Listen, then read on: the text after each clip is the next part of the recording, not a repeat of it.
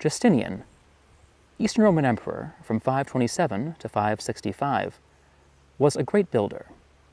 Besides Hagia Sophia in Constantinople, he was responsible for churches, aqueducts, and other public works the length and breadth of his domains, which extended from Spain to Syria. One of his most remarkable projects was a new planned city in a remote part of the southern Balkans.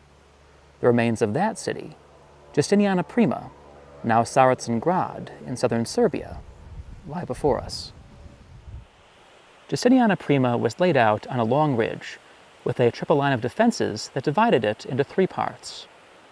The lower city, where we are now standing, appears to have been largely residential in character, though it had several large churches, as we'll see in a moment.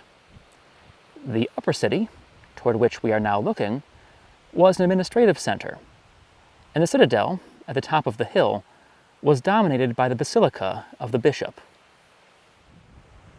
There are no fewer than 10 Christian basilicas in Justiniana Prima, a testament both to the emperor's ambitions and the city's status as the seat of a bishop. This example, the so-called transept basilica, is fairly typical. Like almost everything else on site, it dates to the mid-6th century, when the city was founded. Here, across the street from the transept basilica, is a double basilica, because the more the merrier when it comes to churches around here. Beside it is the gateway to the upper city.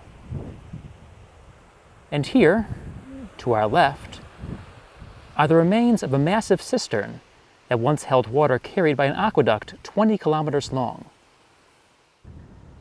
As mentioned earlier, the upper city was the administrative center of Justiniana Prima. So here we have, in a row, the Praetorium, the local officials' offices, the Villa Urbana, quite possibly that official's residence, and, you guessed it, another basilica. This circular forum was the heart of the upper city. It was centered on a column bearing a statue of Justinian, lined by colonnades, and adjoined by various public buildings and a few more churches. The two streets that crossed the forum were lined by porticos, behind which were shops. To our left was the so-called crypt basilica, named for the large subterranean space beneath its altar, apparently designed as a final resting place for the bodies of local notables. The Acropolis was almost completely covered by ecclesiastical buildings. On one side of the central street was the bishop's palace.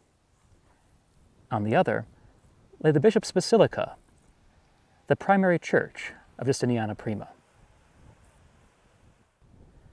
The atrium of the bishop's basilica contained a piscina, a cistern that still holds water.